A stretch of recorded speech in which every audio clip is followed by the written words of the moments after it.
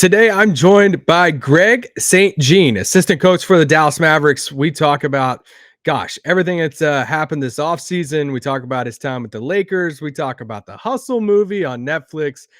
It's one of my favorite interviews we've had on the show for a while. So tune in, stay here. Coming up next on Locked On Mavs. Doncic, and this is Locked On Mavericks podcast. The Dallas Mavericks are NBA champions. Bang! Bang! It's good! And the Mavericks have won the game! If you don't believe, you shouldn't be here.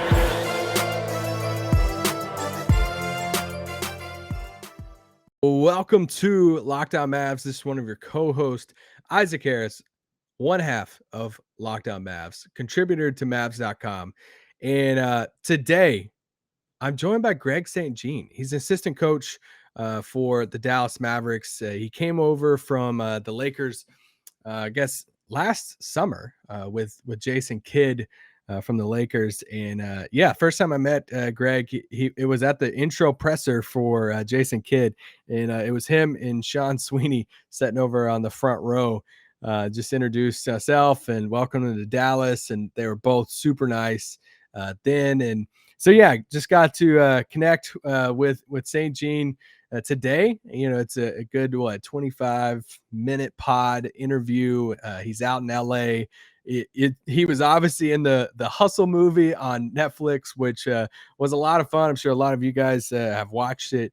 I know I watched it with my wife and she enjoyed it, and it was really good, and so anyway, he makes a small appearance in that, but we kind of just talk about just this past season, and you kind of get a coach's perspective of the culture that they're trying to build with this Mavs team and what that looks like, and what they're one of the questions I ask him later on in the pod is, what are you trying to carry over from this past season into next season? What do you want to change or get better at from last year into this year? So it's cool to hear that. I asked him about something in the locker room that asked him a story behind something, an artifact. You'll hear about it. And I thought that was pretty cool. Talked about the additions of Christian Wood, JaVale McGee, him being out in LA, working out with JaVale and Spencer and stuff. But he talks about McGee. We talk about Christian Wood, obviously losing Brunson. We kind of talk about, I asked him just straight up, I'm like, hey, what do you say to fans, including myself, that say this team needs another ball handler, creator on the team? And he answers that. And and obviously I asked him about the Hustle movie, and that's towards the end, just a few questions at the end that I just thought was fun. And it's like, hey, what's Adam Sandler like? What was your favorite part of this movie and being in a movie like that? But he's awesome. He's a blast to talk to. So hopefully you guys, Mavs fans, will enjoy hearing from him. So let me shut up and let's just get to conversation. Greg St. Jean, assistant coach for the Dallas Mavericks. Okay, I'm here with Greg. Greg, the other day I said it's the summer of St. Jean, because I mean, your summer has been the Hustle movie on Netflix, a promotion on the bench for the Mavs. Your haircut's always just looking immaculate, and I mean, you're coaching summer league. Is this the summer of St. Jean? And also, has there been another summer in your life that is stacked up to this summer? Well, you know what? You guys can label it that. That's not what I'm going to label it as. And I'm actually ready for the summer of St. Jean to wind down and get back to work. So all those things you're bringing up, it's been an awesome summer and been a lot of fun, obviously on and off the court.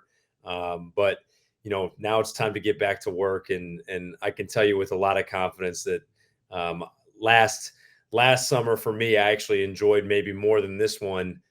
Joining J Kidd out here and trying to start establishing our culture in year one. So even though this one might have a little bit more paparazzi involved with it, I actually enjoyed last summer more, but I'm looking forward to the year. A little more red carpets in this summer for you. Yeah, there's a little bit more glitz and glamour to this one. I get a pretty hard time from some other staff members about that. So I'm ready for that to shut down, and let's keep it rolling. Let's go back to last summer. What was that the first call from Jason Kidd, what was that conversation like about you coming over to Dallas? Well, I think Jason and I had talked, obviously working together with the Lakers. There's a couple other opportunities that he may have had with some other teams, and we had some discussions about potentially working together, wherever he would end up. But specifically with the Mavericks, that was something that was really intriguing to me. Specifically for Jason, having such a great understanding and relationship with both Mark, Dirk, as well as Finn and Nico. So it just was a really good fit for him personally. And that was exciting for me personally. When your head coach feels comfortable with those who's going to be around him and work with every single day, it creates a really good work environment. So the conversations I had with him were obviously great. And we talked a lot about trying to come in and lay a foundation and start building the culture piece by piece. And at the end of the day, I felt really good about Jason's vision, no matter where he was going to go. But with Dallas particularly, and the type of impact he could have on Luka, as well as our other players, it was a no-brainer for me to join him. That foundation of this new culture being established, year one, how hard is it to establish a culture in a year one? And what's the definition of that culture? Like, what's the key components of that first year culture? Well, I think from a standards standpoint, you have to get to know your team. I think, one thing you're looking to do is create the best combination of what you think should be the standard of their culture, but also what's the best for that particular group of men. And that's something that I think Nico and Jason have done a really good job is finding that happy medium between what's best for the players, but also what's best for the long-term growth of the organization. And last year, for that particular team, we took a lot of focus on, two words that were chemistry and accountability. And that was going to be our laying foundation to build for that group. Next year's team is going to be different. We're going to build off of what we did this year, but at the same time, make a shift and properly figure out the next steps that need to be taken to have us continually build towards our ultimate goal. Awesome. I was in the locker room the other day filming some stuff with Mavs.com, and I saw a football helmet up on the wall. Can you share the story behind the football helmet, the Mavs football helmet? Yeah, so our equipment manager Corey collects football helmets, and it's actually pretty cool. In his equipment room, he's got a bunch of them. Him and his assistant JT, they've got football helmets from different colleges that players played at. So Dorian Finney-Smith got them a Florida helmet, and they've got a bunch of different ones up all over their equipment room. And one of the things that we ended up doing was getting a football helmet for the locker room for that particular team. And you've seen this at different schools. They'll put up stickers for the amount of wins or tackles or whatever. And midway through the year, we presented that and had that be a kind of reminder for us. And anytime we won, we were able to add a sticker to it. And eventually, there was the idea that, hey, if you were to end up winning a championship, you'd have a golden helmet up there, right? And that would be a reminder for us of what we're looking to pursue. But at the same time, it was a cool thing in the middle of the season that our equipment manager put together, and Jason was fully supportive of it, and it became something that we were built to support. Yeah, that's really cool. Let's go to Summer League real quick. You coached the first game of Summer League. Obviously, Jaden Hardy, draft pick, for the Mavs this summer.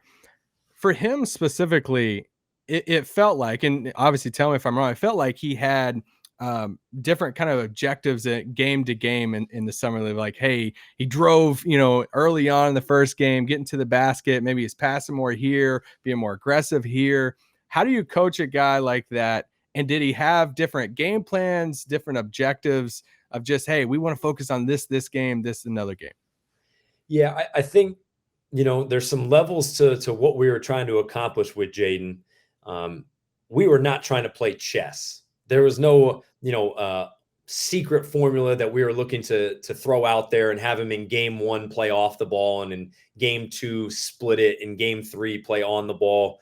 A lot of it, though, was putting him in a lot of different situations for a healthy level of exposure, so then we can watch the film with him. I think as you go, you can get more detailed with him. We kept a simple game plan in game one for him, and kept a limited level of playbook. As you saw, the ball was not in his hands as a primary ball handler for most of that game. Then later in the game, we tried to put him in a situation where we did give him the basketball to see what would happen. But game to game, as that went, and obviously we had different coaches, but our messaging was the same. There was no tricks that were being played, and there was no reverse psychology to try to have him be put in uncomfortable situations to expose him. Everything was healthy exposure.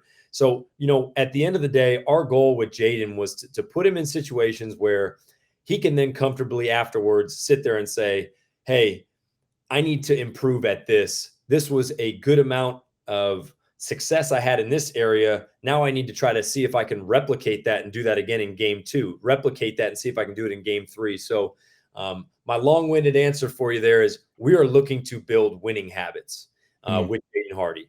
And we felt like there was an intent on both ends of the floor for him to just get a good taste of what it means to be a Maverick, what our expectation levels are going to be from him. And at the end of the day, gaining continuity with the Summer League team is not easy. You're just learning how to play with guys.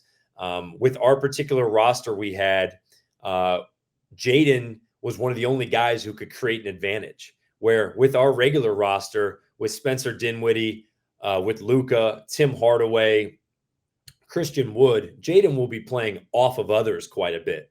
So he was put in some difficult situations, but I think it also is a good thing for him. And at the end of the day, it was a really good experience, and we were really happy with what we saw.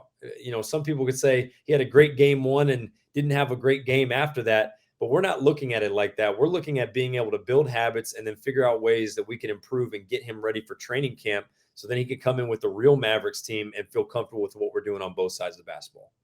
BetOnline.net is your number one source for all your betting needs and sports info. Find all the latest sports developments, league reviews, and news, including this year's NHL playoffs and Major League Baseball. BetOnline is your continued source for all your sports wagering information, including live betting, esports, and scores, and it remains the best spot for all your sports scores, podcast news this season. It's the fastest and easiest way to check on all your favorite sports and events, including MMA, boxing, and golf.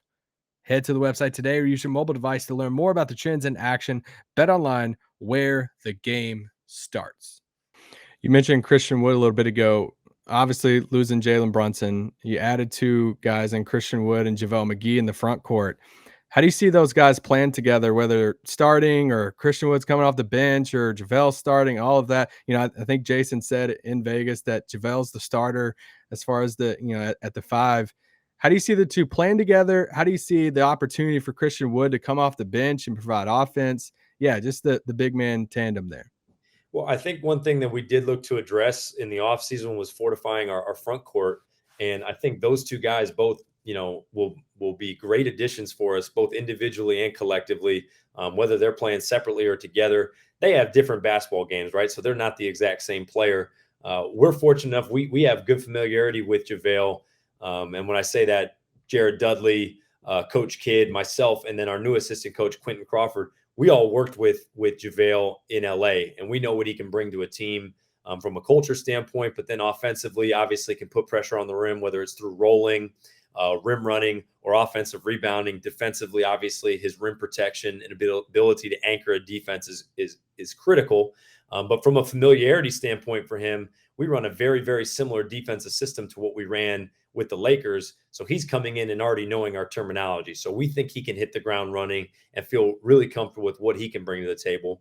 And then as far as Christian Wood, I think it's very obvious that he's extremely talented. We've had our chance to work with Christian now the last couple of weeks after he was traded and met us out in Las Vegas and spent some time with him. And I know he's excited about his opportunity to be with us. And one thing that's been a common word that he's used is he's excited to win. He's been in Houston the last couple of years, and now a little change of scenery I think will be good for him. And at the end of the day, whether who starts, who comes off the bench, we're not going to be a finished product the first day of camp. We're not going to be a finished product, 30 games into the year. I think, as you've seen, Coach Kidd's willing to change lineups and change combinations. And he's used the phrase dress rehearsal. At the end of the day, we're going to try to figure out the best combinations we can for this group to then be successful long-term. You look at that Lakers team that won the title, Anthony Davis, he played with a decent amount of centers on that team, having this kind of, if you want to say too big lineup. Are you going to carry any of that over? Like, hey, we kind of seen what it looks like if we want to put JaVale and Christian on the floor together, to where you can carry some of that over from LA? Yeah, I think there's going to be a time and place for that, depending on kind of matchups. You look at a team you're going to play against Minnesota, who's now got Karl-Anthony Towns and Rudy Gobert. It's nice to be able to have the versatility to play multiple bigs at the same time. We're blessed that we love Maxi Kleba and somebody who can play and guard both positions. And you've seen us kind of downsize, and you've seen us play big at times as well. So Jason's not afraid to do that, and that's something that I think makes him a great coach. Is he's courageous. He's not afraid to change lineups and figure out what works. But one thing we did take from our LA experience this past year was very impressive, that we did have a top 10 defense without having elite level rim protection, which is kind of rare with the team that doesn't really switch at a high volume. We don't really switch as much as maybe the common NBA team based on our size. But with the Lakers having the number 1 defense in the NBA and the number 2 defense in back-to-back years for us, a lot of that had to do with our rim protection and size that we had naturally. So that's something that we do value on the defensive end.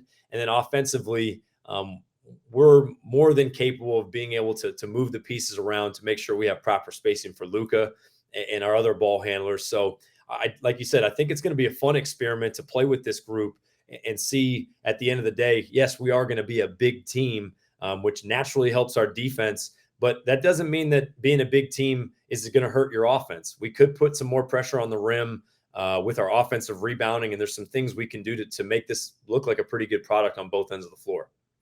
And losing Jalen Brunson, a natural ball handler, point guard, in the rotation there, what would you say to the fan, myself included, that says, hey, are they lacking like ball handling now? Is Luka and Spencer enough to create and run the offense, or are there other people on the roster you're looking at and saying, hey, you're overlooking this guy that can also handle the ball too and run the offense? Yeah, so I think that's a great question. We're not going to be able to replace Jalen Brunson's skill set with our current roster, but you've heard people say, how are they going to replace his ability to score, right? And so one thing that we often talk about is we have another quote-unquote free agent that we signed, and that's Tim Hardaway. Tim Hardaway did not play in the playoffs for us. Tim Hardaway barely played with Spencer Dinwiddie, and although he's not a lead guard, ball in hand player, he is somebody who can create offense, you can run stuff for, and can put the ball in the basket and create a problem for a defense. So I bring Tim up because he gets overlooked quite a bit, and is going to be an important piece of what we do, and has obviously had a great career thus far, and he's working his way back to health and has had a great summer thus far. So I bring him up because he's normally the first person that gets dismissed. You hear that we lose Jalen Brunson, but you forget that you have a dynamic scorer in the wings waiting. But at the same time, I think you brought it up, the idea of who do we have on the roster? There's a level of having some comfort in playing by committee as well. We have some good athletic young guards in Frank Ntilikina, who played playoff minutes for us, who at times in his career has initiated offense, but maybe not been the primary creator. He can bring the basketball up and then play through a Christian Wood. He can bring the basketball up and then run a pin down for Tim Hardaway. He can run a pick and pop with Maxi and be able to play with that second unit. So we feel comfortable with that. And then Josh Green's improving his ball handling, and somebody that over time is somebody we feel comfortable playing with the basketball in hand. And then obviously Jaden Hardy, right? So we do have a comfortable number of guards. Is there going to be a singular Jalen Brunson replacement? Absolutely not. That guy, had an incredible year for us and did so much for us. But our team's going to be different this year, and it's going to be, by committee, I think, at that guard position. But also, you'll see very rarely us having a situation where we don't have one of Spencer Dinwiddie or Luka Doncic on the floor. So that's something that we do feel comfortable about, putting good lineups out there that can complement each other, but still having the ability to put the defense in a bad way with our offensive firepower. This one might be kind of a harder question here, but if you could pick one player that you're like, hey, I think you'll see the biggest growth in this player from last year to next year, who would you say? That's a great question. I'm hoping that's from everybody. But the guy who I'm intrigued to see, and I don't know if it's going to come from a statistical standpoint or an efficiency standpoint, but I do think people forget that Spencer Dinwiddie was coming off an ACL injury last year. And that Spencer Dinwiddie got traded to us in the middle of the season. So he's somebody I think as the year progressed, got more and more comfortable with what we were looking to do within our system on both ends of the floor. I'm excited for him. I think, having an off season where he can work on his game and continue to work on his body is only going to make him a more consistent player for us. So he's somebody that I'm excited about this next year. And when I say take a step in the right direction, it doesn't mean statistically. It's just more from a consistency and more from how does he feel every single day within our schemes, both defensively and offensively. I'm excited for him. Double edge question here. What are you looking for as far as like style? I mean, you can use culture. You can't say defense. That can't be the answer because that's obviously something you want to carry over. But what is something that you want to carry over from last year, and what is something that you want to get better at or change from last year to next year? Well, I think you said the word culture, and Coach Jason obviously got quite a bit of commentary about it during the playoffs, but I think it was very obvious to the common fan that we had a strong culture last year with our bench. And obviously there were some fines and things like that, but you could see a group of men supporting each other and all buying into a common goal and holding each other accountable and creating that chemistry. Like I said, this group coming into next year, how do we create that, but create it more uniquely for this group, more so than just carrying over from last year, right? And figuring out in training camp, how are we going to be able to create our best chemistry amongst the group? So that's something we're going to look to carry over from last year. And from an improvement standpoint, I think year one is always really difficult because, we set the bar high this past year. And I think it's important to continue to remember that last year, and I use the term overachieve, and some people get upset when I use that, but at the end of the day, we're still in the foundation building of this thing. We're looking to build a true program and a sustainable team where, the core pieces are able to stick together as best we can. So next year, we're going to look to improve in a lot of different areas. But I think one of the things that is always going to, you said I'm not allowed to say defense, but that's going to be something we're going to continue to harp and push. And it's going to be hard to be better than we were last year. But we do believe we can do that. And I think offensively, one thing you'll see that I believe is going to be better is I think we're going to shoot the basketball better overall. I thought we had a rough start to the season. And as you could see later in the year, we did shoot the ball at a high clip.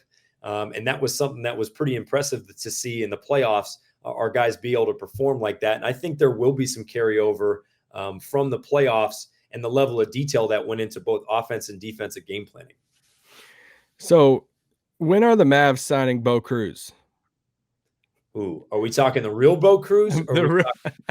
The real Bo Cruz? No. I got to ask you about Hustle. I mean, incredible movie. My wife and I watched it. She loved the movie. I was like, let's go. It was a really fun movie. And obviously you popped up on the screen. I was like, oh, it's Greg. Like, there's Greg right there. How did the movie come to be? What was your favorite, bigger question here? What was your favorite part of the whole process? So, when I was working with the Lakers in 2019, LeBron and Spring Hill Entertainment, which is his company, they co-produced the movie with Happy Madison, which is Adam Sandler's production company. And as that was going on, when they decided to do an NBA movie and do a basketball movie in general, somebody from LeBron's group actually reached out and asked if I would be a script advisor to just look at the authenticity level of the script and be able to ask some questions and have some back and forth with the writers.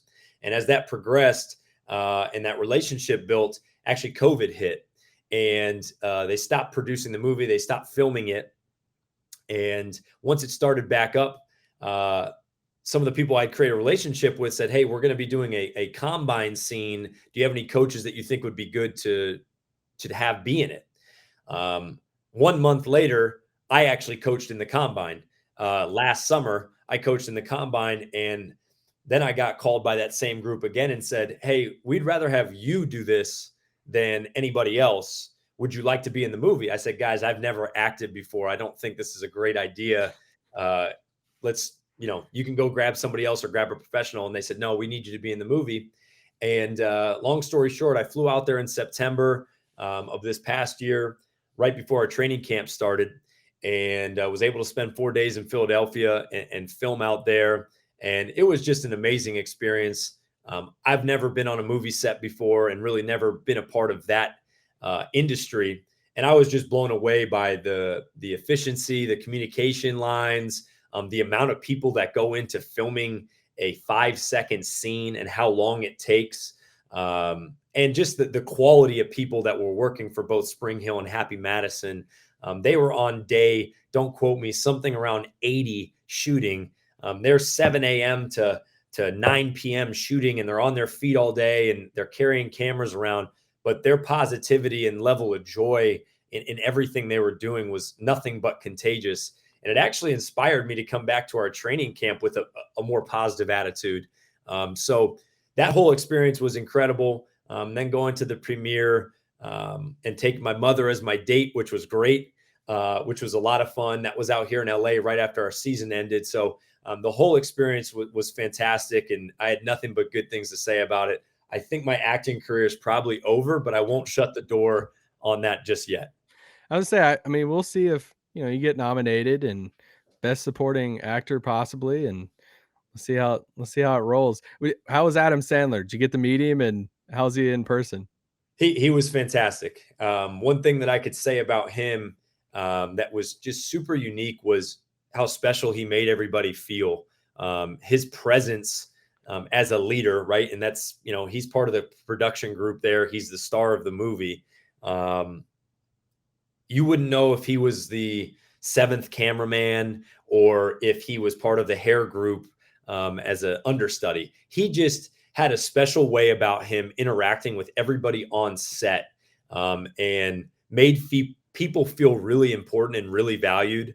And that was something that stood out to me. And Coach Kidd has that ability too, being like a natural point guard and setting people up for success. And it just kind of reminded me of that. And Sandler was fantastic. Off camera, he was hilarious, making jokes and talking in his voice that you saw so routinely in Billy Madison and Happy Gilmore. And like, he just really has a great way about him. And I have nothing but good things to say about him. That's awesome. All right, I won't keep you any longer. Appreciate it, Greg. You're awesome, and can't wait to see the Mavs coming up next season. Isaac, thanks for having me, man. See ya.